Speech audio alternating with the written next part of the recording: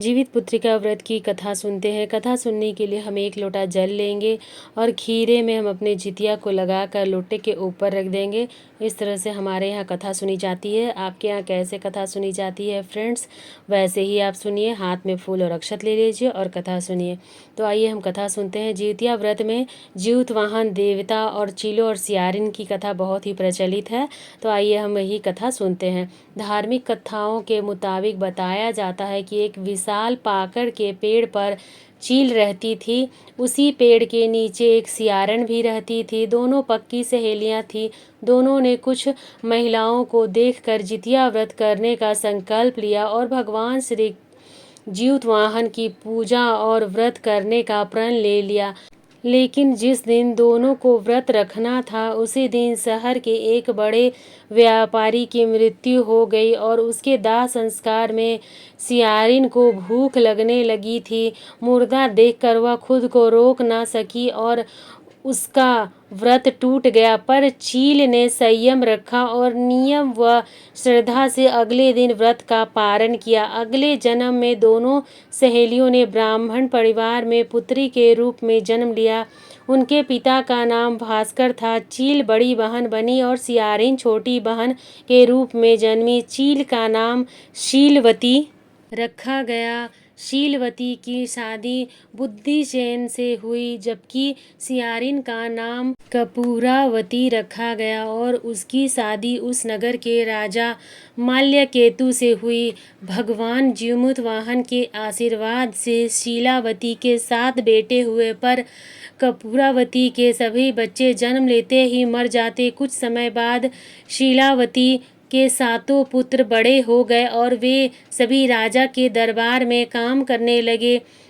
कपूरावती के मन में उन्हें देख ईर्ष्या की भावना आ गई। उसने राजा से कहकर सभी बेटों के सिर कटवा दिए। उन्हें 7 नए बर्तन मंगवा कर उसमें रख दिया और लाल कपड़े से ढककर शीलावती के पास भिजवा दिया। यह देखकर भगवान जीमूतवाहन ने मिट्टी के 7 भाइयों के सिर बनाए और सभी के सिर को उसके धड़ से जोड़कर उन पर अमृत छिड़क दिया। इससे उनकी जान आ गई। 7 युवक जिंदा हो गए और घर लौट गए। जो कटे सिर रानी ने भेजे थे वे फल बन गए। दूसरी ओर रानी कपूरावती बुद्धिसेन के घर से सूचना पाने को व्याकुल थी। जब काफ़ी देर सूचना नहीं आई तो कपूरावती स्वयं बड़ी बहन के घर गई। वहाँ सबको जिंदा देखकर वह सन्न रह गई। जब उसे होश आया तो बहन को उसने सारी बात बताई। तब उसे अपनी गलती पर पछतावा हो रहा था। भगवान जीमूतवाहन की कृपा से शीलावती को पूर्व जन्म की बातें याद आ गई। वह कपूरावती को लेकर उसी पाकड़ के पेड़ के पास गई और उसे सारी बातें सुनाई। कपूरावती बेहोश हो गई और मर गई। जब राजा को इसकी खबर मिली तो उन्होंने उसी जगह पर जाकर पाकड़ के पेड़ के नीचे कपूरावती का दाह संस्कार कर दिया। यह पर्व महाभारत काल से जुड़ी हुई है और इसके संदर्भ में 2 कहानियां हैं जो इस प्रकार हैं। महाभारत युद्ध के बाद अपने पिता की मृत्यु के बाद अश्वत्थामा बहुत ही नाराज था और उसके अंदर बदले की आग तीव्रता से जल रही थी, जिस कारण उसने पांडवों के शिविर में घुसकर सोते हुए 5 लोगों को पांडव समझकर मार डाला था। लेकिन वे सभी द्रौपदी के 5 संतानें थी। उसके इस अपराध के कारण उसे अर्जुन ने बंदी बना लिया और उसकी दिव्यमणि छीन ली। इसके फलस्वरूप अश्वत्थामा ने उत्तरा की अजन्मी संतान को गर्भ में मारने के लिए ब्रह्मास्त्र का प्रयोग किया, जिसे निष्फल करना नामुमकिन था।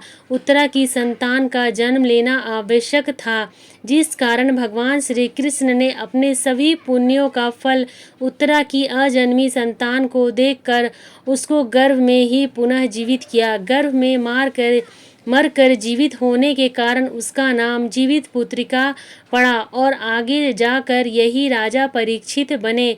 तब से ही इस व्रत को जीवित पुत्रिका कहा जाता है। गंधर्वों के राजकुमार जीमूतवाहन के पिता राजगद्दी पर बैठकर वन की ओर चल गए। राजकुमार का मन राजकाज में न लगा तो वह राजपाट भाइयों के हवाले कर पिता की सेवा में वन चले गए। उसी वन में उसका विवाह माल्यावती नामक कन्या से हुआ। एक दिन वन में घूमते हुए राजकुमार काफ़ी आगे निकल गए, जहाँ उन्होंने बूढ़ी माता एक औरत को रोने की आवाज़ सुनाई दी। उस औरत से पूछने पर उसने बताया कि वह नाग वंश की स्त्री है। उसका एक ही पुत्र है, शंखचूड़। नगर राज्य के गरुड़ के समक्ष प्रतीक्षा की है।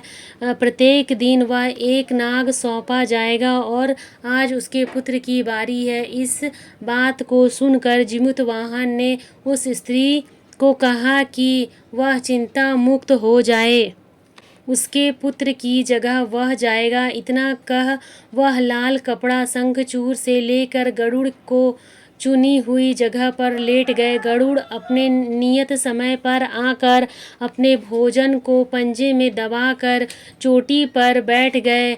अपने चुंगल में आए प्राणी की आह व आंसू न देख गरुड़ ने उससे उसका परिचय पूछा तो राजकुमार ने सारी बात बता दी। गरुड़ राजकुमार की बहादुरी से प्रसन्न होकर उसे जीवन दान दिया और नाग जाति की बलि न लेने का वचन दिया। जिमुतवाहन की बहादुरी से संपूर्ण नाग जाति की रक्षा हुई। तभी से जिमुतवाहन की पूजा का विधान शुरू हुआ। इस प्रकार से जितिया से संबंधित दोनों कथाएं समाप्त हुईं। इसके साथ ही हमारी जिमुतवाहन व्रत की कथा समाप्त होती है। हमने हाथ में लिया हुआ फूल भगवान को समर्पित करेंगे और कथा पूरा होने के बाद आरती करेंगे। तो आप कथा समाप्त होने के बाद आरती कीजिए। उसके बाद चौकी पर रखे हुआ सभी सामान हम ऐसे ही छोड़ देंगे फ्रेंड्स। सुबह पारण के बाद सभी चीज़ों को उठाएंगे। राधे राधे फ्रेंड्स।